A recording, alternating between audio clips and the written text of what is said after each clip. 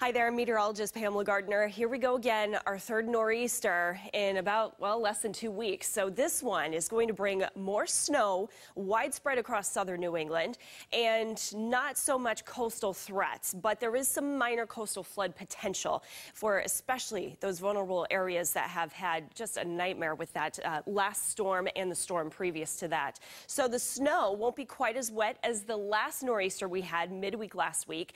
It will be heavy across Massachusetts, except across the outer Cape and perhaps Nantucket. That's going to make those snow totals a little bit tricky. The snow starts Monday night and tapers off through Tuesday afternoon and evening, and we definitely have some conflict between weather forecast models with those totals. I'll show you our latest thinking in just a minute. For tonight, it's all calm, 22 degrees, clear and cold, and for tomorrow, we'll have temperatures in the low to mid 40s, a bit of an onshore breeze, but 41 in Boston, 41 in Rockport, starting off mostly clear with increasing clouds ahead of that next system.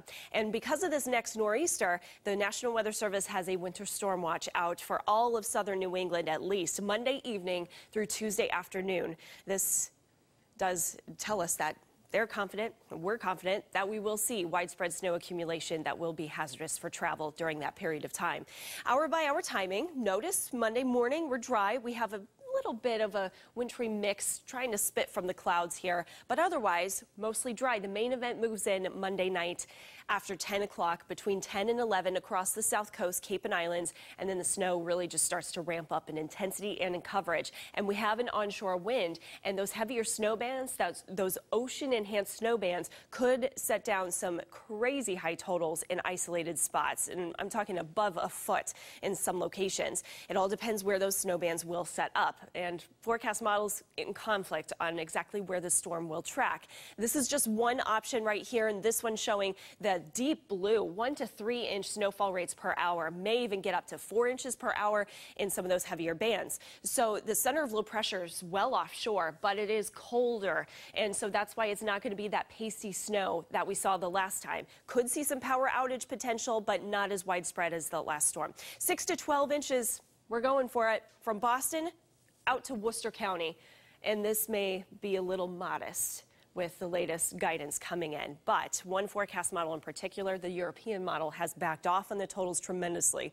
So that's why it's making it so tricky and difficult. And forecast error this far away, about 48 hours away, 50 miles with that center of storm track. And that means a big difference in totals. So keep that in mind. We're not going to probably stick to these numbers. These will change as we go into your Monday forecast. But 3 to 6 inches outside Worcester County. The wind gusts will be strong, coming from the north and east initially, 40 to 50 mile per hour gusts, and then ramping up to 65 mile per hour wind gusts Tuesday afternoon, the height of the storm. Tuesday evening, the wind comes more from the north and west, and we have peak gusts of 45 miles an hour. Still gusty into Wednesday, but not damaging winds.